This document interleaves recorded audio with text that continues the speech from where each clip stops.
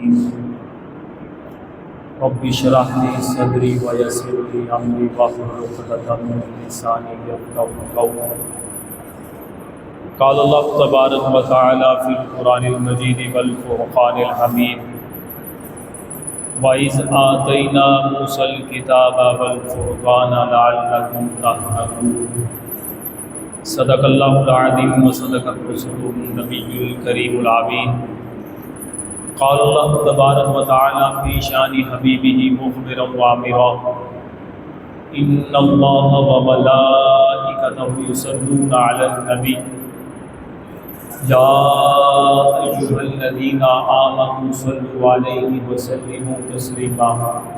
کوئی زبان خاموش نہ رہے، بآواز بلند درود پاک کے گجر نچھاور کیجیے۔ الصلاۃ والسلام علیک یا سیدی یا رسول اللہ مولاي سلم وسلم دائما ابدا علی حبیبک خیر خلق کلہم منزہ عن شریک فی محاسنہ وجوہر الحسن فیہ غیر منقسم یا اکرم الخلق مالی من اعوذ بہ سواک عند حلول الحادث الامم مولاي سلم وسلم دائما ابدا علی حبیبک خیر خلق کلہم۔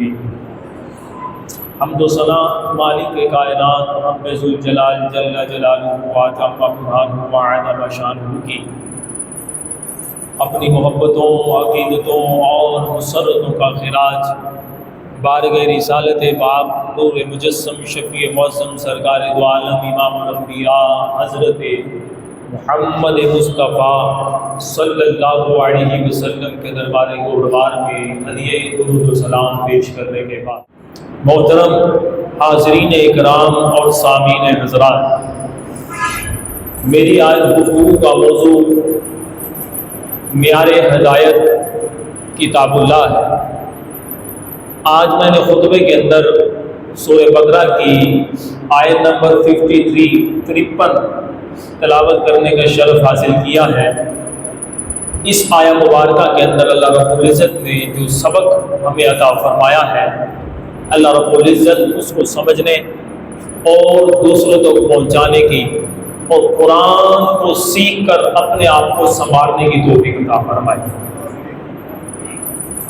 اللہ پاک سورہ بقرہ کی آیت نمبر 53 کے اندر ارشاد فرماتا ہے، اذ آتینا موسیٰ الکتاب، ہم نے موسیٰ علیہ السلام کو کتاب عطا فرمائی۔ اب حضرت سیدنا موسیٰ علیہ نبینا علیہ السلام کو کتاب عطا فرما کر رب نے بنی اسرائیل پر یہ ایک انعام فرمایا۔ جہاں اللہ رب العزت نے بنی اسرائیل کو فرعون سے نجات دے کر انعام فرمایا، بنی اسرائیل کو رب پاک نے دریا میں راہ بنا کر ان کو نجات دے کر انعام فرمایا۔ بنی اسرائیل نے رب کی نافرمانی کی، بچڑے کی پوجا کرنے لگے، اس کو بت بنا لیا، اس کو خدا سمجھنے لگے، جو سبب عذاب تھا، نافرمانی کا سبب تھا، عذاب کا باعث تھا، لیکن اللہ نے ان کو عذاب دینے کی بجائے توبہ کی توفیق عطا فرمائی اور ان سے عذاب کو دور فرمایا۔ یہ بھی ان پر رب کا انعام تھا۔ تو اللہ رب العزت نے جہاں یہ انعامات عطا فرمائے، وہیں اللہ رب العزت نے بنی اسرائیل کو اپنا کلام کتاب الہی دے کر بھی انعام عطا فرمایا کہ اللہ نے ان پر اپنا کلام کتاب الہی تورات کا نزول فرمایا۔ اللہ فرماتا ہے، اذ آتینا موسیٰ الکتاب، ہم نے موسیٰ کو کتاب عطا فرمائی۔ اب وہ کتاب جو انعام ملا ہے وہ کیسی کتاب ہے؟ قرآن پاک کے اندر ارشاد فرمایا، والفرقان، وہ حق اور باطل کے درمیان فرق کرنے والی کتاب ہے۔ یعنی کتاب الہی ہے اور ایسی شاندار کتاب ہے کہ وہ حق اور باطل کے درمیان فرق کر دیتی ہے۔ اچھا، وہ پھر ملے گا کیا؟ اس کتاب کو لینے کے بعد ملے گا کیا؟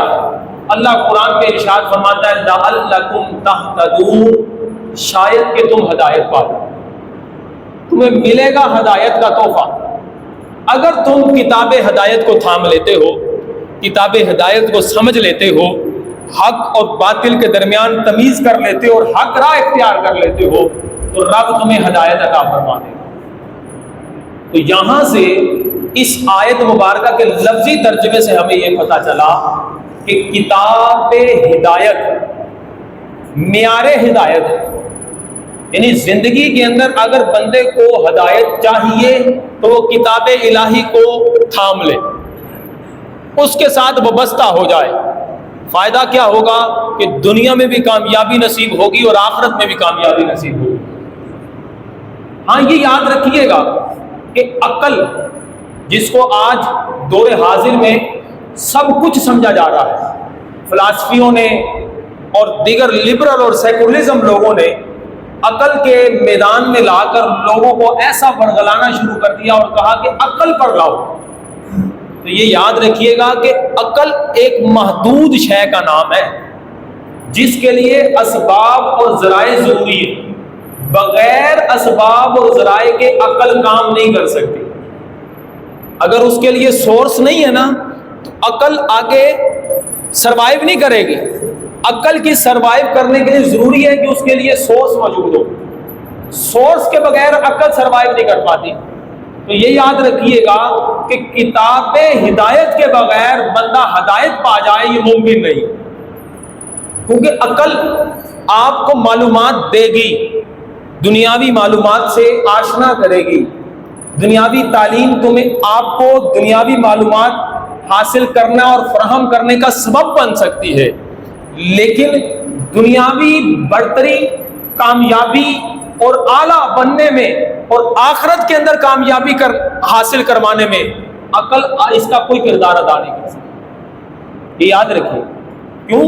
کیونکہ آپ کو ایک واقعہ میں آپ کو اس کو ایک مثال کے ذریعے سمجھاتا ہوں، توجہ فرمائیے گا۔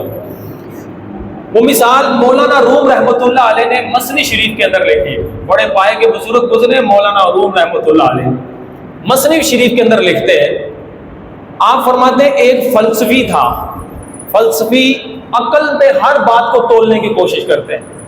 وہ جناب ہر معاملہ احکام ربی ہو یا فرامین مصطفیٰ ہو، وہ ہر چیز کی کوشش کرتے ہیں کہ عقل کے مطابق چلائے۔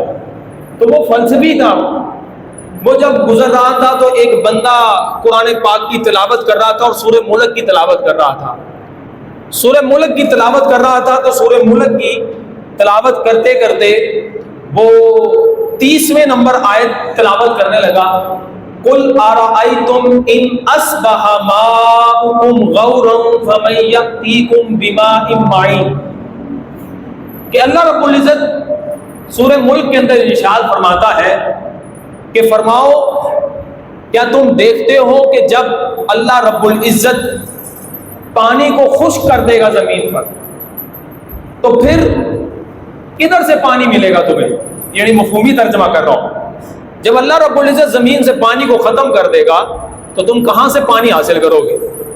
اب یہ جو عقل کا پجاری تھا، عقل کا اندھا تھا، فلسفی جو علماء کے صحبت سے فیض حاصل نہ کر سکا اور اہل حق کی صحبت سے ناآشنا تھا، اس نے تکبرانہ اور غرورانہ لہجے میں کہا یہ تو کوئی مشکل بات ہی نہیں ہے، پانی اللہ زمین سے ختم کر دے گا تو ہم اپنے آلات اور جوارح کے ذریعے، سائنسی آلات کے ذریعے زمین سے پانی نکالیں گے، پانی نکل آئے گا۔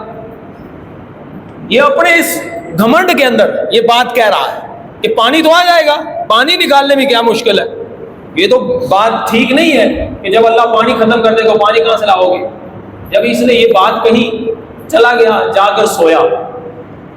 اب جب سویا نا تو سوتے وقت اس نے خواب میں دیکھا کہ ایک بڑا طاقتور شخص آیا ہے، بڑا عظیم الجثہ ہے، وہ اس کے پاس آیا اور اس نے اس کا گریبان پکڑ کر زوردار منہ پر تماچا مارا، اس کی آنکھوں کے ڈیلے باہر گر گئے۔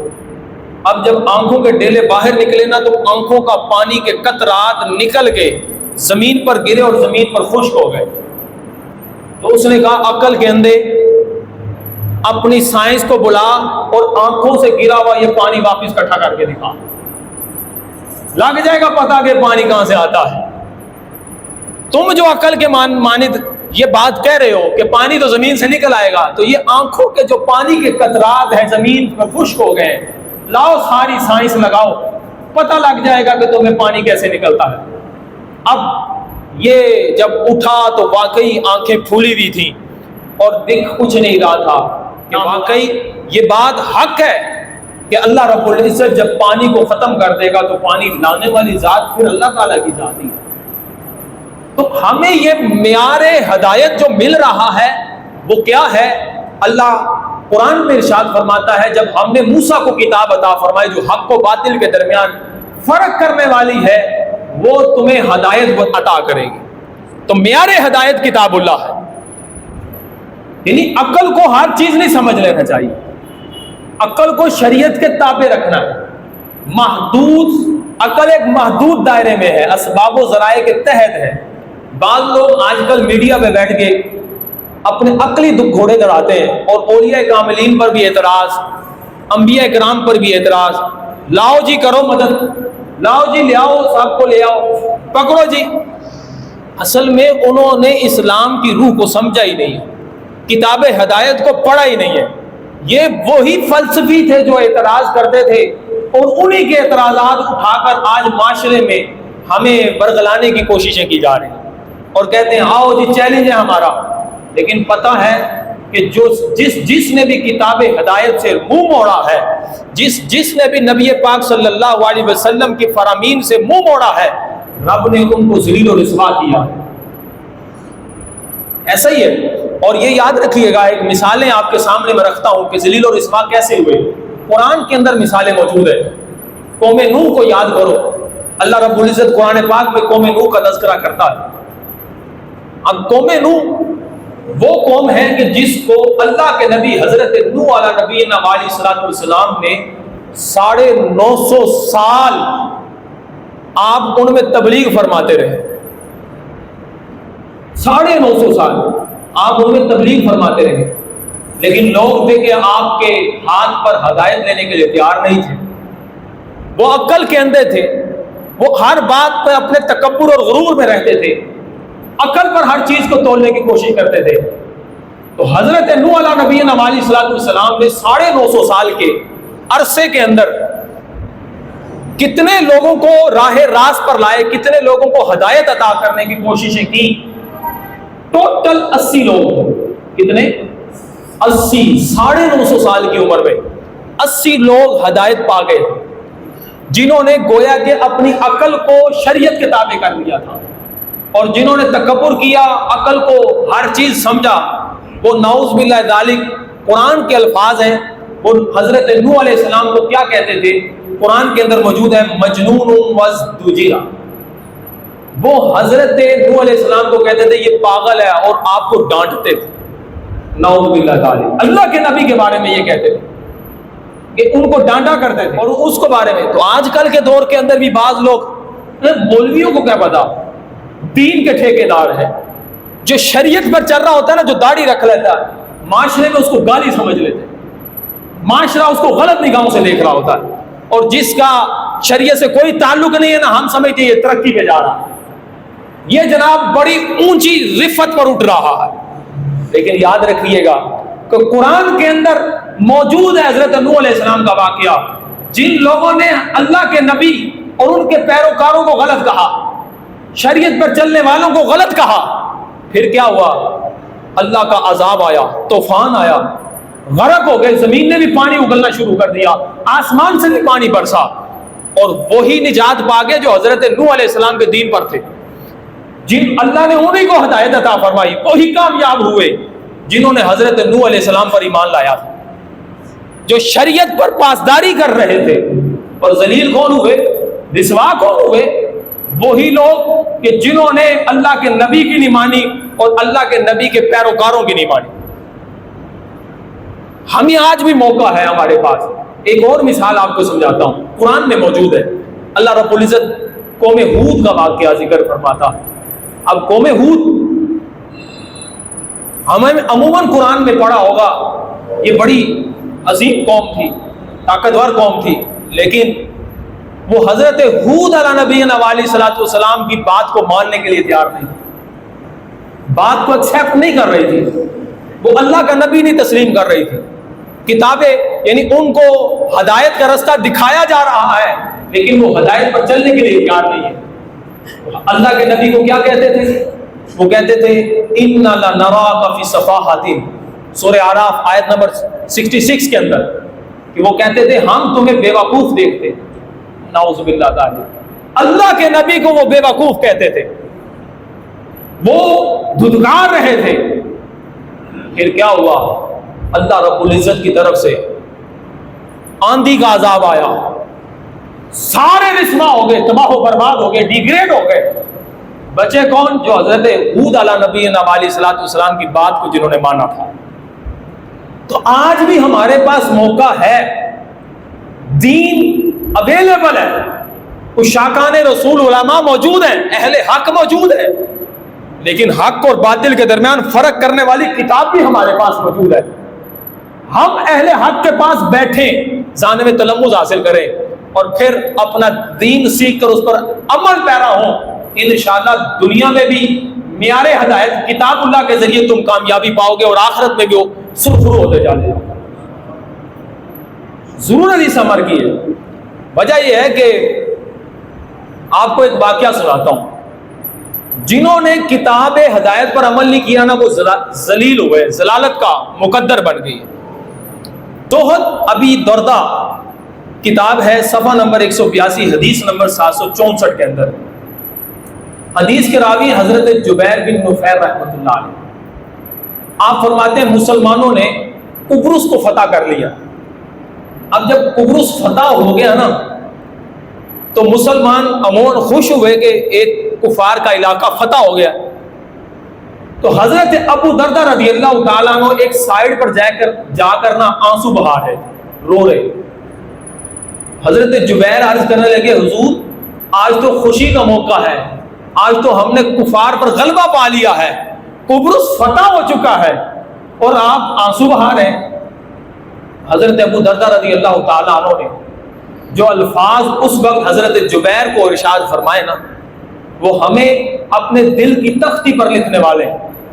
آپ نے ارشاد فرمایا جبیر، قبرص والے وہ تھے جو غالب تھے، جن کو عزت والا کہا جاتا تھا، جن کا دنیا میں ایک مقام تھا، لیکن انہوں نے رب اور رب کے رسول کی نافرمانی کی، کتاب ہدایت سے منہ موڑا۔ آج قبرص والوں کو اللہ تعالیٰ ذلت اور رسوائی کا نشان بنا دیا ہے۔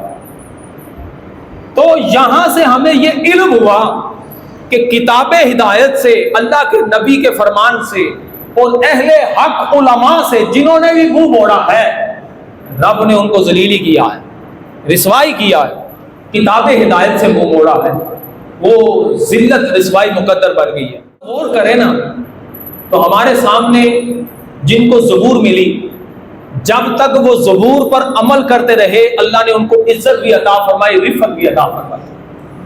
جیسے ہی انہوں نے زبور کی نافرمانی، زبور پر عمل پیرا ہونے سے انکار کر دیا، رب نے ان کو رسوا کر دیا۔ جن لوگوں کو تورات ملی وہ تورات پر عمل کرتے رہے، اللہ نے ان کو عزتیں، بنی اسرائیل والوں کو عزتیں نوازی۔ تورات پر عمل پیرا رہے، رب نے قرآن میں ان کی شانیں بیان کی ہیں، لیکن جہاں جہاں انہوں نے تورات سے انکار کیا، منہ موڑتے گئے، اللہ نے ان کا ذلت مقدر بنا دیا، رسوا کر دیا۔ انجیل، جب تک وہ انجیل پر عمل کرتے رہے ترقی پر تھے، جیسے ہی انہوں نے انجیل میں تحریفات کر کے اور انجیل کی تعلیمات پر عمل نہ کیا، رسوائی مقدر بن گئی، آپس میں خانہ جنگی شروع ہو گئی۔ اور ہمارے پاس سب سے عظیم کتاب قرآن پاک، جنہوں نے کتاب اللہ پر عمل کیا وہ قابل رشک لوگ صحابہ کرام علیہ رضوان، وہ تابعین کرام، وہ تبع تابعین کرام، اولیاء اعظام، بزرگان دین، وہ لوگ ہیں کہ جن کو ہم کامیاب، جن کی زندگی گزری ہے، جن کا آج تک ہم نام لے کر فخر محسوس کرتے ہیں، یہ ہمارے بزرگ ہیں، یہ ہمارے لوگ ہیں۔ لیکن جنہوں نے کتاب ہدایت پر عمل نہیں کیا رب نے ان کا ذلت مقدر کر دیا، رسوائی ان کا مقدر بن گئی ہے۔ آج بھی ہمارے پاس جب تک سانس کی مالا ٹوٹی نہیں ہے، ہمارے پاس موقع ہے کہ ہم اپنا یہ نہ کہیں کہ اگر کتاب ہدایت پہلوں کو ملی، تورات ملی، زبور ملی، انجیل ملی، بلکہ اللہ تعالیٰ نے قرآن میں ارشاد فرمایا کہ دیگر کو کتابیں عطا کی گئی، تورات، انجیل، زبور، تو کہیں تمہیں بھی کتاب ہدایت عطا کر دی گئی ہے، اس لیے کہ کہیں تم یہ نہ کہنا کیا لو ان انزل علینا الکتاب لکنا اہدی منہم، کہ یہ نہ کہنا کہ اگر ہمیں کتاب ہدایت ملتی تو ہم ان سے زیادہ ہدایت یافتہ ہوتے، تو تمہیں بھی کتاب ہدایت دے رہا ہوں تاکہ تم اس کے مطابق عمل کرو، زندگی گزارو، اللہ تمہیں تمہاری دنیاوی زندگی بھی بہتر کر دے گا اور آخرت کی زندگی بھی بہتر کر دے گا۔ تو آج ہمارے پاس کتاب ہدایت موجود ہے۔ اصل میں ترقی کا اصل راز ہی یہی ہے۔ ہمارے لوگ آپس میں باتیں کرتے ہیں، جو کام کاج کرتے ہیں یا دکان پہ کام کرتے ہیں یا دکان چلاتے ہیں، جب ہم آپس میں بیٹھے ہوتے ہیں نا، یہ کہتے ہیں یار وہ غیر مسلم ترقی کر گئے، وہ چاند پہ چلے گئے، وہ ادھر چلے گئے، ان کے پاس یہ ترقی کا اصول آ گیا، وہ جناب 5G چلا رہے ہیں، وہ اس قدر ان کے اکوپمنٹ بن چکے ہیں کہ وہ کمال ہے۔ لیکن حقیقت دراصل یہ ہے کہ کافروں نے ترقی نہیں کی، ہم پیچھے رہ گئے۔ کافروں نے ترقی نہیں کی، ہم پیچھے رہ گئے۔ کیوں؟ اس کی مثال میں آپ کو سمجھاتا ہوں۔ ایک بندے کے پاس موٹر سائیکل ہو اور ایک بندے کے پاس کار ہو، آپ سے پوچھا جائے کہ کس کی سپیڈ زیادہ ہے، انڈرسٹوڈ بات ہے، آپ لوگ کہیں گے کار کی سپیڈ زیادہ ہوتی ہے۔ اگر کار والا اپنی سپیڈ 40 رکھے اور موٹر سائیکل والے کی سپیڈ ہو 80، تو آگے کون نکل جائے گا؟ موٹر سائیکل والا۔ تو کیا کہیں گے کہ کار سپیڈ میں موٹر سائیکل سے کم ہے؟ نہیں، آپ کہیں گے کہ کار والے کے پاس اختیارات تھے لیکن اس نے اپنے اختیارات استعمال کرنے میں سستی نہ کی۔ سستی پڑتی ہے جس کی وجہ سے وہ موٹر سائیکل سے پیچھے رہ گیا ہے۔ تو ہمارے پاس دنیا میں ترقی کرنے کا، عزت پانے کا، اعلیٰ مرتبہ پانے کا سارے اسباب اور ذرائع موجود ہیں، وہ کتاب ہدایت ہمارے پاس موجود ہے، لیکن ہم عمل نہ کر کے پیچھے رہ گئے۔ ہم عمل نہ کر کے پیچھے رہ گئے، اور وہ جو ہمارے اصول اور ان کو کفار اپنا کر آگے نکل گئے۔ تو یہ ہمیں تانا نہیں ہے بلکہ اپنے آپ کو تانا کہ ہم نے قرآن کے اصول کو نہیں اپنایا۔ اگر آج ہم دوبارہ قرآن کے اصولوں کو اپنانا شروع کر دیں، واللہ عزت ہمارا مقدر بن جائے گی، ہم غالب آ جائیں گے۔ ہم نے قرآن کو صرف رکھا ہے کس لیے؟ یہ اسباب و ذرائع جو ترقی کے رازدار اسباب ہمارے پاس موجود ہیں، جو سورس موجود ہیں، ہم نے تو اس کو غلاف میں لپیٹ کر الماریوں میں کی زینت بنا دیا۔ ہم نے اس کو کتاب برکت سمجھا ہے، کتاب عمل نہیں، کتاب ہدایت نہیں سمجھا۔ اس لیے معاشرے کے اندر ہم ذلیل و رسوا ہو رہے ہیں۔ آج ہم غربت کا رونا، رنڈی رونا رو رہے ہیں۔ آئے دن نئے نئے آئینی ترمیم اصول پاس ہوتے ہیں۔ 19ویں صدی سے لے کر آج تک 150 سال ہو گئے جب سوشلزم اور سیکولرزم اور کمیونزم کے اصول اپنائے گئے، اور ان کا یہی نعرہ تھا کہ غربت کو مٹاؤ، یہی نعرہ تھا کہ غریبوں کے حقوق کی پاسداری کی جائے، یہی نعرہ تھا کہ لوگوں کو کپڑا روٹی مکان دیا جائے، یہی نعرہ تھا کہ غریبوں کو کے سورس کو بڑھایا جائے، یہ ترقی کریں۔ لیکن آج 19ویں صدی سے لے کر آج تک 150 سال ہو گئے، وہ اصول بناتے جا رہے ہیں، وہ عقل کے اندر اصول تیار کر رہے ہیں، لیکن غریب جہاں کھڑا ہے وہاں پر نہیں بلکہ اس سے نیچے گرتا چلا جا رہا ہے۔ غربت اور بڑھتی چلی جا رہی ہے۔ اصول ضرور بنے، اصول ضرور بنے، لیکن ان اصولوں کی پاسداری کوئی نظر نہیں آئی، ترقی نہیں ملی، غربت ختم نہیں ہوئی۔ لیکن آپ کو ایک مثال دیتا ہوں اس بزرگ کی جنہوں نے واقعی ان اصولوں اور ان سورس پر عمل کیا، ان اسباب پر عمل کیا کہ رب نے ان کو ترقی عطا فرمائی۔ آپ کبھی اٹھا کر دیکھیں حضرت عمر بن عبدالعزیز رحمۃ اللہ علیہ کے حالات زندگی کو اٹھا کر دیکھیے، پڑھیے ہمارے بزرگان دین کی سیرت کو، کہ جنہوں نے صحیح معنوں پر قرآن کے نظام کے مطابق نفاذ کیا، عمل کیا، رب نے ان کو ترقی عطا فرمائی ہے۔ حضرت عمر بن عبدالعزیز رضی اللہ تعالیٰ عنہ کی دور حکومت کتنی تھی؟ 30 ماہ۔ کتنی؟ 30 ماہ، 2.5 سال کا عرصہ آپ نے صرف حکومت فرمائی۔ لیکن آپ کی دور حکومت وہ تھی کہ جس کے اندر آپ نے اسلامی اصول، کتاب ہدایت، قرآن کے اصولوں کا نفاذ کیا، اس نظام کو نافذ کیا، امپلیمنٹیشن کیا۔ پھر کیا ہوا؟ آپ کے دور حکومت کے اندر کوئی زکوٰۃ لینے والا نہیں تھا، دینے والے تھے وزراء، گورنر لیٹر لکھتے تھے حضرت عمر بن عبدالعزیز کے نام پر کہ حضور زکوٰۃ دینے والے ضرور ہیں، لینے والا کوئی نہیں ہے۔ ہم نے جب سے قرآن کو اپنی الماریوں کی زینت بنایا، گھر میں صرف برکت کے لیے رکھا، اور جو قرآن سے تھوڑا سا تعلق رکھتے ہیں مائیں بہنیں، وہ گھر میں پڑھ لیتی ہیں صبح برکت کے لیے، اور ہمارے جو بھائی دکان کھولتے ہیں، وہ دکان میں جب آتے ہیں ٹی وی پر قرآن لگا لیتے ہیں، اور ساتھ ساتھ جھاڑو پوچھا بھی کر رہے ہوتے ہیں۔ قرآن کے آداب کا بھی ہمیں ملوز خاطر نہیں رہا۔ ہم نے تو دیکھا کہ وہ فلاں والے جو اسلام کے ٹھیکیدار ہیں، وہ تو قرآن کو جہاں مرضی رکھ لیتے ہیں، ہم بھی ویسے ہی قرآن کو رکھیں گے۔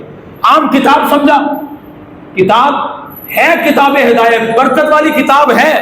اس سے اگر کوئی سمجھا ہوا بندہ باہر سے بچے منگوا کر گھر کی خیر و برکت کے لیے قرآن خوانی کراتا ہے، برکت ملتی ہے، اس کا انکار نہیں۔ لیکن یہ کتاب برکت نہیں، کتاب عمل بھی ہے، کتاب ہدایت بھی ہے۔ اب ایک بندہ ہے، صبح اٹھا، کاروبار کے لیے دکان کھولی، دکان پہ آیا، اس نے آ کر کتاب اللہ کو پڑھا برکت کے لیے، لیکن اس کی دکان کا سارا کام سود پر ہے، وہ گاہکوں کے ساتھ جھوٹ بول رہا ہے، وہ اپنے سپروائزر سے جھوٹ بول رہا ہے۔ صبح تو نماز کے بعد قرآن پڑھ کر آیا تھا، تو ہم نے برکت تو سمجھا، کتاب عمل نہ سمجھا۔ اگر کتاب عمل سمجھا ہوتا تو قرآن کہتا ہے سود نہ لو، قرآن کہتا ہے جھوٹ نہ بولو۔ اگر ہم نے یہ عمل کیا ہوتا کہ سود نہ لیا ہوتا، جھوٹ نہ بولا ہوتا، تو رب آج ہمیں ترقیاں عطا فرمانا ہوتا، اللہ ہمیں عروج دیتا۔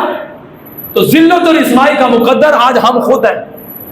ہم نے کتاب ہدایت کو چھوڑا، ہم نے کتاب ہدایت کے ان اصولوں کا نفاذ اپنے اوپر امپلیمنٹیشن نہیں کیا جن پر کرنے کا ہمیں حکم دیا گیا تھا۔ تو آج ضرورت اس کتاب ہدایت کو برکت کے ساتھ ساتھ کتاب عمل ہے، ہمیں اسے سینے سے لگا کر رکھنے کے ساتھ ساتھ پڑھنے کی ضرورت ہے۔ علماء حقہ کے پاس بیٹھ کر جانب تلمذ ہونے کی ضرورت ہے۔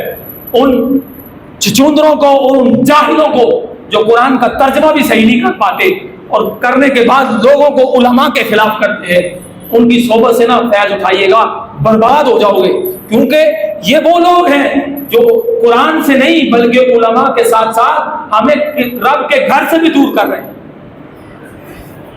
جی ہاں، اس طرح کے مارکیٹ میں غیر مسلموں نے بظاہر داڑھی رکھ کر، عالم بن کر، عالم کا نام دے کر، اس طرح کے غیر مسلموں نے علماء کے نام پر چچوندر چھوڑ دیے ہیں جو لوگوں کو ہدایت سے دور کر رہے ہیں۔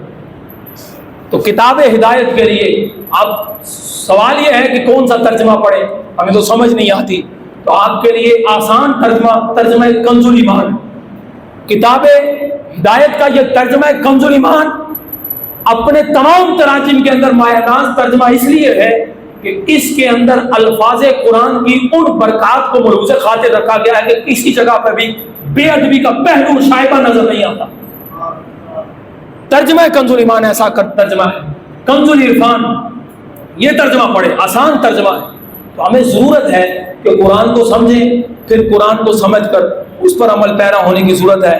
میرا موضوع بڑا طوالت کے ساتھ تعلق رکھتا ہے، لیکن یہاں ہی پر اپنی گفتگو کو کلوز کرتا ہوں کہ اگر ترقی کا راز چاہیے تو قرآن جس طرح برکت والی کتاب ہے، اسی طرح عمل والی کتاب ہے، ہدایت کتاب ہے۔ اس کے ساتھ جڑے رہیے، گھر میں پڑھیے، بچوں کو سکھائیے، خود عمل کریے، انشاءاللہ اللہ دنیا میں بھی تمہیں برکت عطا فرمائے گا، آخرت میں بھی سرخرو فرما دے گا۔ اللہ تعالیٰ عمل کی توفیق عطا فرمائے۔